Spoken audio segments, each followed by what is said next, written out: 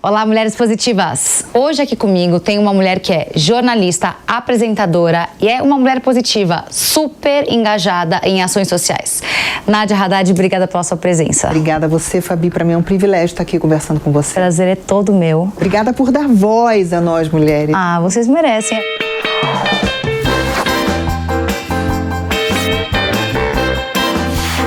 Mulheres positivas. O meu lema de vida é receber mulheres como você, que tem uma história maravilhosa. Então, começou como assistente de palco da Xuxa. Me conta. Eu acho tão bonito, engraçado, porque hoje, nos meus 43 anos, eu acho tão bonitinho falar, porque tinha tanta magia e foi realmente onde eu percebi que o mundo da comunicação era onde eu queria estar. Eu me formei primeiro em dança, em balé clássico, quis trabalhar com dança e tive essa oportunidade através de um concurso de ser assistente de palco da Xuxa. No jornal, você viu no jornal, sua mãe viu no jornal. Eu vi no jornal, fui lá, fiz a inscrição, fiquei na fila como todo mundo. Eu já tinha feito um teste para Paquita, que era o sonho das meninas da minha idade, quando eu era criancinha, e fiquei nas finalistas. E não passei, fiquei traumatizada, fiquei triste, eu devia ter uns 11 anos de idade, 12. E aí, com 19 eu consegui, fiquei quase 2 anos dançando com a Xuxa e como assistente de palco. E foi quando eu conheci o universo da comunicação, não digo especificamente da TV, mas de produção, daquele corre-corre, da informação, da criatividade. E eu fazia direito na época, né? Não me identificava. Você se formou? Um pouco. Faltava 1 ano e meio, Fabi. Tranquei. Mas você fez 4,5, você fez? Não, você fez 3,5. 3,5, fiz muito tempo. E aí tranquei, trabalhei com a Xuxa e aí depois eu transferi para comunicação social. Onde eu percebi de cara, amei, falei, aqui que eu quero ficar o resto da vida. Então, no comecinho da faculdade, eu já fui buscar estágio, eu já quis entender o mercado, né? Contanto que eu finalizei o meu curso de comunicação social já empregada. Onde você estava? Na Band. Na Band? Na Band. Eu tive um estágio do Rio, isso. Eu tô em São Paulo, tenho 18 anos. Agora esse mês faz 18 anos. E eu fiz um estágio muito gostoso, muito maravilhoso na Rádio Tupi, lá no Rio. E depois eu fui pra Band. E na Band eu comecei num canal OHF e dali eu fui pro jornalismo local e fui alçando outros degraus. Foi incrível, eu passei por todos os núcleos do jornalismo, isso pra mim foi uma super escola. Mas você fez bancada uma época? Fiz bancada, eu fiz rua, fiz edição, eu fiz pauta, ronda, fiz tudo. Então isso me ajudou demais, né? A entender os processos. E fiquei na bancada, eu cobria férias na bancada do Jornal do Rio e também aqui em São Paulo eu cobria férias no Jornal da Band e apresentava de manhã o primeiro jornal. Gente, então você trabalhava muito? Fabi, muito. Mas sabe o que eu penso, Fabi? Eu sempre gostei muito de trabalhar e sempre quis muito ter a minha independência. Eu fui criada por um pai super machista, mas um paizão de 3 mulheres que ele soube criar com excelência junto com a minha mãe. Por que eu digo isso? Ele era machista numa família árabe, né? No que diz respeito a comportamento, vestimentas e tudo. Mas ele dizia, você nunca vai depender de homem nenhum. Você vai ser dona do seu nariz. Você vai saber cuidar de uma casa, mas vai saber cuidar da sua vida. E ele me incentivava muito desde cedo a ser empreendedora, a trabalhar, e eu coloquei isso na minha cabeça. Eu quero dar orgulho para os meus pais, eu quero ser livre e ter uma fase adulta tranquila, sem precisar chegar nos meus 40 e poucos, 50 anos... Um problema financeiro. Um problema financeiro e trabalhando exaustivamente. Eu venho de uma geração, assim como você, eu acredito, que romantiza a exaustão. Eu trato até hoje de burnout, tive fadiga por estresse várias vezes. Isso não é vida. A gente precisa trabalhar, mas a gente precisa viver com qualidade. Então, desde cedo eu trabalhei muito. Quando eu fui para a Band, eu abri mão da minha vida pessoal para poder trabalhar. Você acordava às 3 da manhã? Eu entrava na Band 3h30 da manhã. Quantos anos você fez isso? Muitos anos, não sei te dizer, eu sou bem ruim, assim, de períodos, mas foram 5. muito. Acho que uns 5 anos, 5, 6 anos. É muita coisa. É muita coisa. Então eu não conseguia ter vida social. Isso quando eu não juntava, né, com o Jornal da Band. Então era uma dupla jornada, mas era uma escolha minha. Era o meu período de sacrifício. Sacrificar vida social, sacrificar relacionamento, um pouco da minha saúde, para eu poder garantir um futuro mais tranquilo. Mas isso que você falou da nossa geração, eu concordo total. E eu lembro que na época, quando eu tinha, sei lá, 21, 22, que, sei lá, eu cheguei a dormir no escritório, eu achava o máximo, eu tinha orgulho de falar. Hoje, os tempos mudaram. Você falar uma coisa dessas, que você perde o horário do ônibus porque passa até meia-noite pra você poder ir pra casa e você não consegue mais chegar em casa porque não tem mais metrô, não tem nada, você não tem carro, que você não dirige ainda. Você... É uma vergonha hoje, né? Sim. Na época, era razão de orgulho. É verdade. Não, e olha, eu não sei se você era assim. Eu ficava constrangida se eu descansasse. Eu me sentia culpada se no dia da minha folga eu estava em casa dormindo. Meu Deus, isso é enlouquecedor. E eu conheço pessoas que ainda pensam dessa forma e eu lamento muito. Porque a nossa saúde vale muito mais. Tanto que você falou, gostei da sua resposta. Você falou, eu também sou dona de casa, gosto de cuidar da minha casa, tenho minhas coisas. Você não precisa necessariamente trabalhar 14 horas por dia para ser bem-sucedida. Ao contrário, eu acho que com bom planejamento a longo prazo e boas escolhas, inclusive escolher por si mesmo, é a saída. Assim, pelo menos, eu desenhei a minha vida. Eu casei tem só 7 anos, eu digo só 7 anos porque eu trabalhei esse período inteiro, vivi para mim mesma esse tempo inteiro e casei meio de repente. Nem namorei e casei. Eu tenho 43 anos, então ainda é muito novo para mim, né? Vou pensar. Porque esse período inteiro para mim era de independência, de não dividir nada com ninguém. Tudo que eu investi era só meu, agora não, é tudo nosso. E eu demorei muito tempo para entender isso. E muito tempo para assumir que eu seria feliz como dona de casa também. E me permitir. Quando eu casei, a minha rotina era um pouquinho menos intensa do que antes. E eu acho que Deus foi tão maravilhoso na minha vida que Ele já foi mesmo dando uma freada, sem eu perceber, de propósito, para que eu tivesse esse tempo de qualidade com as pessoas que eu amo. Então hoje eu prezo o meu tempo de qualidade com a minha mãe, com o meu marido, com os meus cachorros, com os meus amigos e comigo acima de tudo, para fazer coisas que me deem prazer. É um ócio saudável. Sem dúvida. Assim. E meu Deus, e a bala perdida? Eu não consigo imaginar como deve ter sido esse momento da sua vida. Você estava no Morro da Dona Marta, no Rio de Janeiro, cobrindo uma matéria. Fabi, é interessante porque já tem tantos anos, mas é sempre... Quantos anos faz? 10? 17? Não, tem muitos anos. Tudo isso? Mas é interessante porque não é todo dia que a gente conhece alguém que sobreviveu a um tiro tão grave, a um acidente tão grave. Então sempre impacta muito e eu não me importo nem um pouco de falar, porque eu vejo hoje pessoas que reclamam tanto que ao invés de estar vivendo, aproveitando a vida, estão durando, né? Eu falo que eu quero ser uma velhinha que está vivendo bem, não durando, né? Nossa, tá durando, não quero. E que eu precisei tomar esse sacode do tiro na época. Eu tinha só 24 anos, eu era uma moça, uma menina. Foi uma fatalidade, eu estava numa incursão policial, como eu já fazia habitualmente, como jornalista, como repórter, e foi uma fatalidade. Aconteceu, tinha que acontecer, e foi um período de ressignificar a minha vida, né? Eu fiquei muito tranquila, eu acho que eu tirei da minha fé essa tranquilidade. Eu tinha certeza de que ia ficar tudo bem. E eu só queria ficar bem para poder cuidar do meu pai e da minha mãe. Eu era solteira na época, a única filha que morava com eles. E me fez repensar muito, Fabi. Eu era uma mulher muito emburrada, não me permitia viver, não me permitia aproveitar a vida. Um excesso de responsabilidade, um vício por fazer aos 24 anos. Eu era uma reclamona. Mas da onde será que vem esse vício de fazer em você? Era uma vontade de ter independência financeira? Exigência mesmo, para que eu jamais decepcionasse meus pais, jamais decepcionasse as pessoas. Eu tinha um compromisso com o outro e não comigo. E ali eu percebi... E a primeira coisa que eu pensei... eu tive uma criação maravilhosa, porém muito fria. Hoje minha família é um grude. Mas era aquela coisa, pai e mãe são autoridade, né? Você não pode... São intocáveis.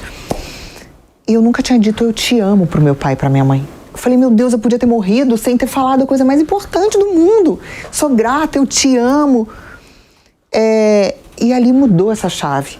Eu passei a ser muito mais honesta com os meus sentimentos, comigo e com os outros, a me preocupar demais, sim, sempre com o outro, mas me preocupar comigo também, me dar esse tempo, olhar para mim, me permitir viver, aproveitar a vida, desfrutar a vida. Mas é óbvio que isso só aconteceu no decorrer de longos e longos e longos anos, para eu entender. Eu fiquei muito tempo me questionando. Sobre o tiro em si? Aconteceu por quê? Pra quê? Não falava, não ficava revoltada. Mas assim, o que eu tenho que aprender com isso? Mas como é que foi o momento? Você olhou pra cá e tava furado? Foi, eu senti um impacto, eu estava sentada no carro, eu senti um impacto. A bala atravessou o vidro, eu estava com o vidro fechado. E eu senti aquele impacto, e senti o sangue churrar. Mas você você nunca saberia dizer que era uma bala que tinha passado por você? Ah, saberia. Eu identifiquei na hora o impacto. Não digo nem pela dor, a dor veio depois, né, que o sangue tá quente, então quente. Então eu senti na hora. E aí avisei ao cinegrafista, que era ele quem estava dirigindo, e avisei pra ele, com a maior tranquilidade. Vou tomar um tiro. Foi, eu falei, chama-se Moab Ferreira, que é meu anjo. Eu falei, Moab, fica calmo, mas eu tomei um tiro. Aí ele, isso é hora de brincar, Nádia? Eu falei, não tô brincando. E mostrei pra ele. Na hora que eu mostrei, eu falei, liga pra redação, comunica, fala pra mandarem outra equipe e me leva pro hospital.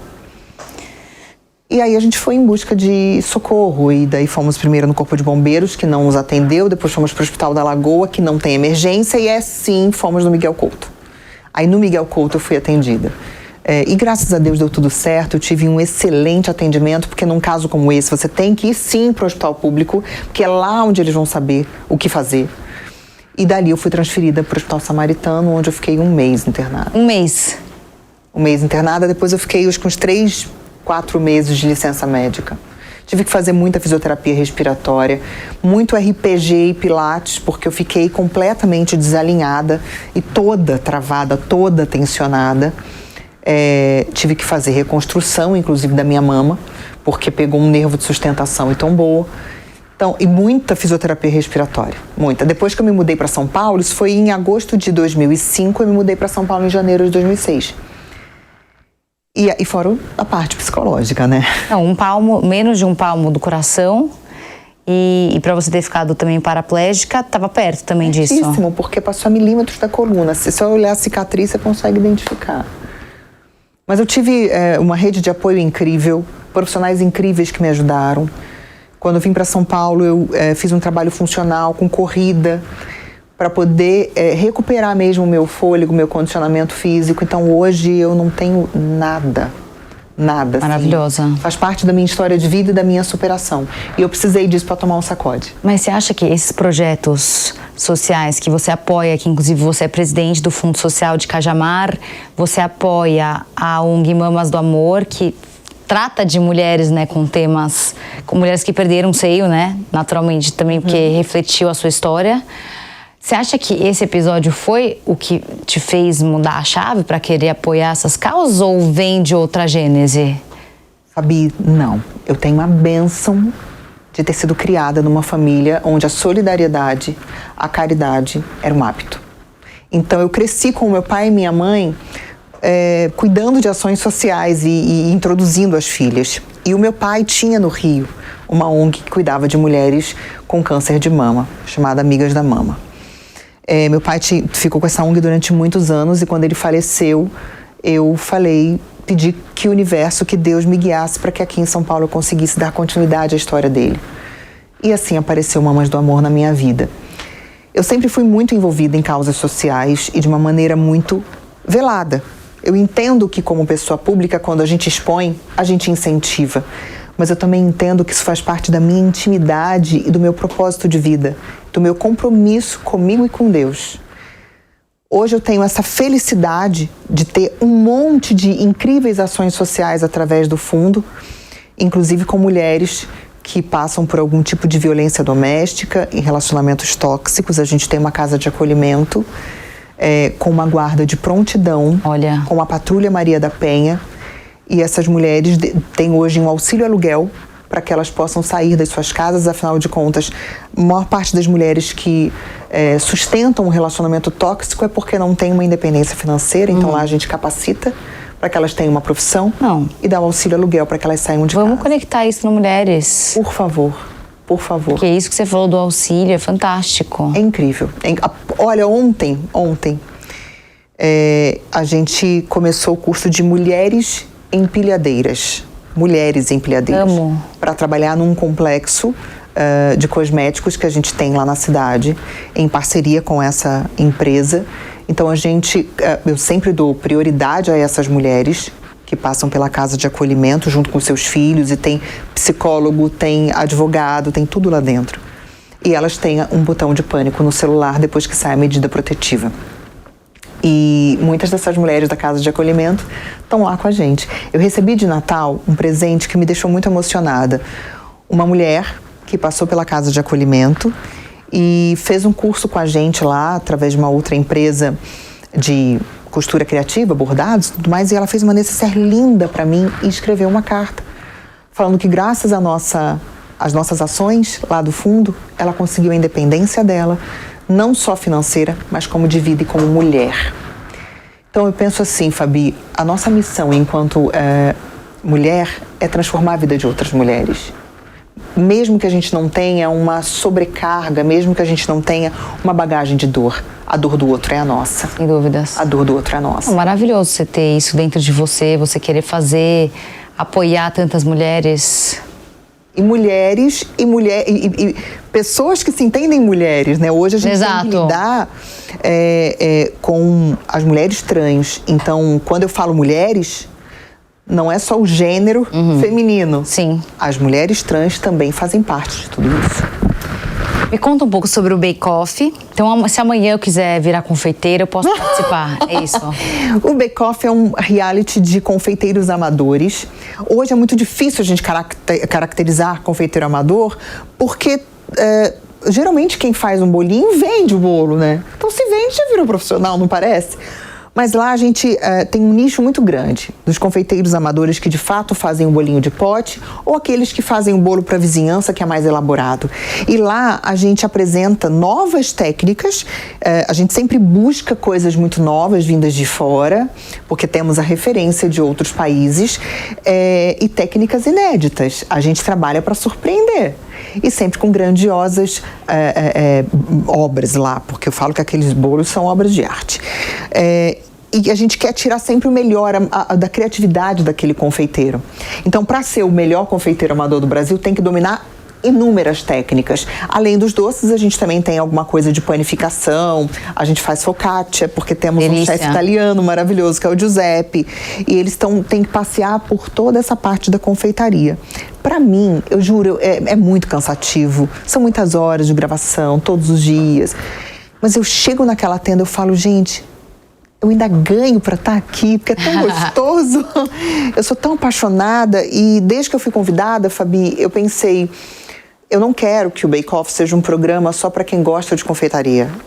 Eu quero que seja um programa para gente que acredita em sonho, quer escolher por quem torcer, sabe? E graças a Deus, com o tempo, a gente conseguiu fazer isso. Então, o público do Bake Off hoje não é só uma galera de confeitaria.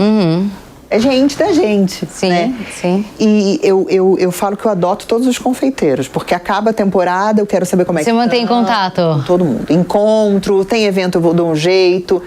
Sabe o que eu acho, Fabi? A minha profissão está completamente ligada à minha missão. Não tem como eu desvincular, não tem como eu pensar que ali dentro, não, é só meu trabalho, hein? Apagaram os holofotes, não, ali sou eu. Eu cuido, eu acolho, eu fiz uma pós em psicologia positiva para poder ajudar ali, né? Porque tem que ter um apoio psicológico para aquela galera. E então é uma paixão para mim, fazer o Bake Off é maravilhoso. E como é que eu me inscrevo se eu quiser participar? Pelo site. Bake Off. Site do SBT. Do SBT. Dentro do site tem uma lacuna lá do você se Bake Off. inscreve. E você sabe quais são os critérios para entrar? Bom, você tem um critério de renda. Eu acho que você não pode ter... Você tem que ter uma profissão que não seja de confeiteiro e que a sua renda maior seja naquela profissão. A confeitaria é um complemento. Tem que ser side job, então? Eu acho que sim. É que eu não me envolvo na triagem, nas escolhas, mas me parece que sim. Há pessoas que não pode ser muito famosa, dando muito curso, porque isso caracteriza muito como profissional, e ter uma boa história de vida também, né? e apresentar, porque tem que levar um bolo, a equipe, a direção, o responsável pelo casting, todo mundo prova, vê e tudo mais. Não é só chegar lá e se inscrever. Mas você come? Eu como tudo. Magra assim? Mas só de vez em quando você come? Vamos lá. A minha sorte é que eu gosto mais de comida salgada. E gosto de bolinho simples, sabe? Caseirinho. Então lá, chega uma hora que é tanto doce. Eu gosto de provar o que é diferentão. E eu dou um jeito de me segurar. Porque na primeira temporada eu engordei 8 quilos. Comeu horrores? Horrores. Todos os dias? Todos os dias, todos os bolos, porque eu provava junto. Depois eu falei, cara, não tem necessidade de eu provar porque eu não julgo. Então, eu provo realmente o que me interessa, ou se é alguma prova onde faça monoporção, e aí fazem 3 porções, eu vou comer porque é indelicado. Nessa última temporada a gente teve, por exemplo, a prova, o Desafio Assinatura, que eles faziam releitura de coisas muito simples, mas que eles tinham que dar a identidade deles.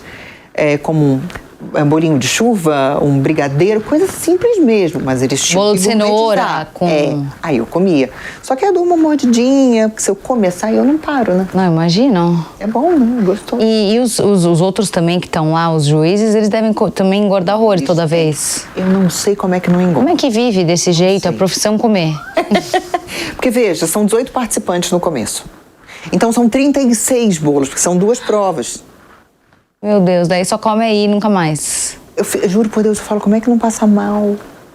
Porque não dá pra você provar só um tantinho, você tem que realmente, pra perceber a textura, pra perceber se foi bem executado, estrutura, você tem que comer. E agora, e a próxima temporada, quando é que você começa a gravar? Não sabemos ainda, né? O SBT tá passando por uma reestruturação, então não sei como vai ficar o Bake Off nessa nova grade. Agora, o meu novo projeto, né? O meu próximo trabalho é o SBT Folia, o Carnaval. Amo. Que ano passado eu descansei, depois, acho que eu fiquei uns 20 anos fazendo Carnaval. Você fez Band de Folia também? Fiz Band de Folia todos os anos. Fiz Recife, fiz Salvador, eu fiz Olinda, fiz João Pessoa. Então, ano passado foi minha primeira folga no Carnaval, mas esse ano vou fazer, tô feliz da vida. E na sequência gravo Desejos de Mãe em Santa Catarina, que é meu xodó, esse reality com as mamães de Santa Catarina. E me conta sobre o Haiti, o que você faz lá? No Haiti existe uma parceria, inclusive, com a igreja onde eu frequento, e eles fazem umas ações com as crianças de lá. Existe um grupo de evangelistas, de missionários, que de tempos em tempos eles visitam e levam insumos daqui. E alguns ensinam, auxiliam essas crianças, levando não só insumos, roupas, mas também evangelização e educação. Eu ajudo indiretamente porque ainda não consegui estar lá em loco. Deve ser incrível. Eu acho que é uma experiência para a vida muito boa, mas em especial para a gente levar tudo que a gente pode para eles. Então, como eu sei que aqui no nosso país, na nossa nação, existe também uma carência muito grande. Você quer focar aqui, para depois ir para lá. A minha presença física, de doação física, eu foco aqui. E não apenas em Cajamar, né? Hoje eu falo de Cajamar porque estou enquanto presidente. Mas existem vários outros grupos e ONGs que eu ajudo e, enfim, e vou fazer isso o resto da minha vida porque eu não consigo me imaginar sem abraçar essas causas, incluindo a causa animal também, que é a minha paixão. Eu resgato, junto com um grupo de amigos, a gente resgata, a gente trata, cuida e entrega para adoção responsável através de feiras ou através mesmo das nossas redes sociais, das nossas conexões. Então, se eu quiser pegar um cãozinho que você resgatou, o que eu faço? Eu entro no seu Insta? Pode falar comigo, é só falar que aí eu te falo, olha, a gente tem esse, porque é um monte. Tem vários? Bom, tem os meus, que aí eu não dou, não empresto. Quantos? 11. Mas na sua casa? Mas você mora em casa ou em apartamento? Casa. 11? Eu tenho 11, eu tenho um jumento. Nem da sua casa? Também de não tá na minha casa. Aí tem um espaço para ele, vários cabritinhos. Porque às vezes, assim, é difícil hoje em dia um animal de grande porte ter uma ONG de resgate. Existe. Em São Roque tem uma ONG maravilhosa. Existe, mas é difícil. Então, quando chega, por exemplo, na zoonose, um animal que tá vulnerável ou que o dono não quer mais, às vezes vai pro sacrifício. Falei, não. Quando eu soube, foi na pandemia. Falei, gente, o que eu vou fazer e onde eu vou botar um jumento? Meu marido vai me matar. Vai. Aí eu fui, assinei o termo de adoção, eu já fiquei pensando, quem pode me ajudar? Quem pode... Enfim, consegui um rancho, aluguei um espaço para ele. Ah, não. Você paga por isso ainda? Agora não mais. E os cabritinhos também. O dono não queria mais, ia largar. Eu falei, não, pelo amor de Deus, o que eu vou fazer com esses cabritos? Deus do céu. Meu marido fica desesperado, mas ele também virou um cachorreiro. Os 2 últimos que nós adotamos foi ele que trouxe. E assim, são todos filhos, né? Eu não consigo não me comover, eu não consigo não me envolver. Então, eu não levo mais para minha casa. Porque antigamente eu resgatava, levava para casa, cuidava, voltava para adotar. Imagina, não consigo. Não. Você deu o nome, botou dentro de casa, acabou. Virou filho. Deus. Tá bom. Nádia, por favor, uma mensagem para as mulheres que estão te ouvindo e assistindo. Depois disso, eu queria que você indicasse, por favor, um livro, um filme e falar quem é uma mulher que você admira. E não pode ser sua mãe. Mulheres, floresçam. Se encontrem dentro de cada uma de vocês, porque a maior força, a maior inspiração é a essência de cada uma de nós. Pratiquem o auto-amor diariamente e sem qualquer pudor.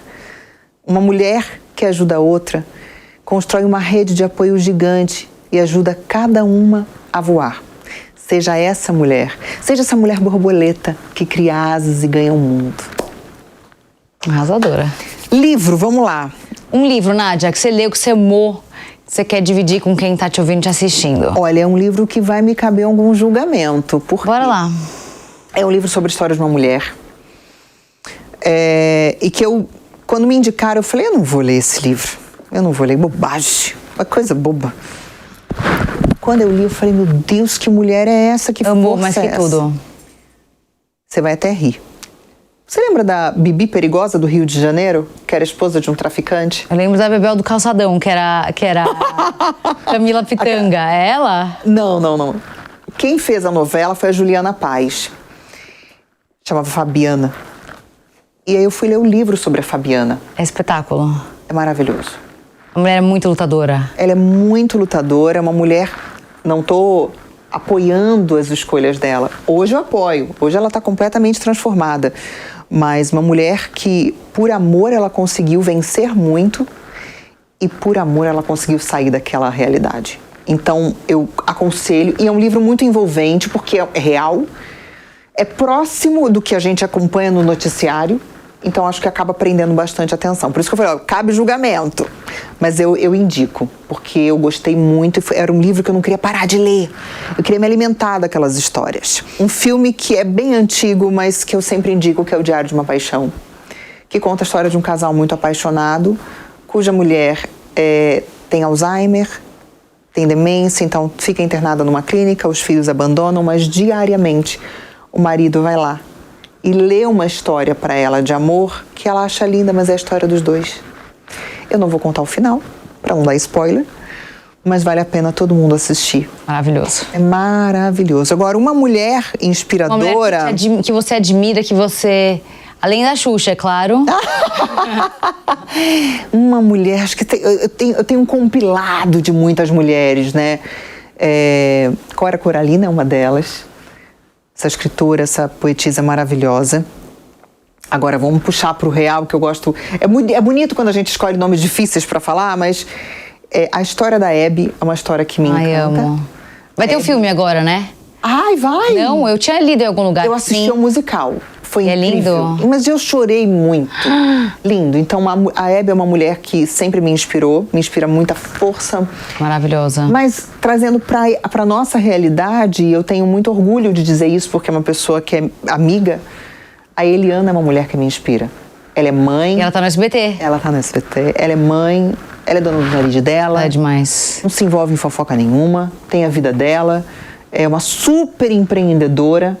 Então, e consegue conciliar o lado empreendedora, mulher de negócios, com o lado mulher, mãe, esposa.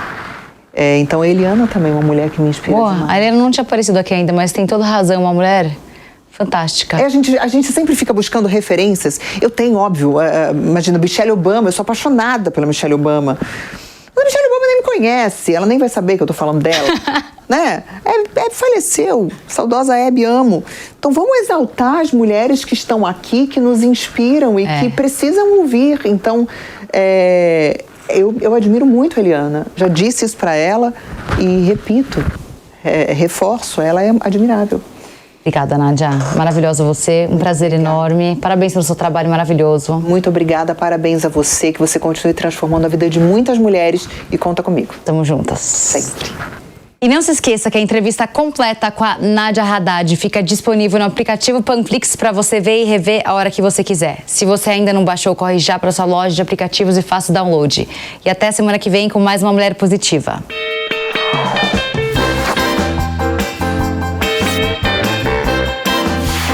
Mulheres Positivas. Realização Jovem Pan News.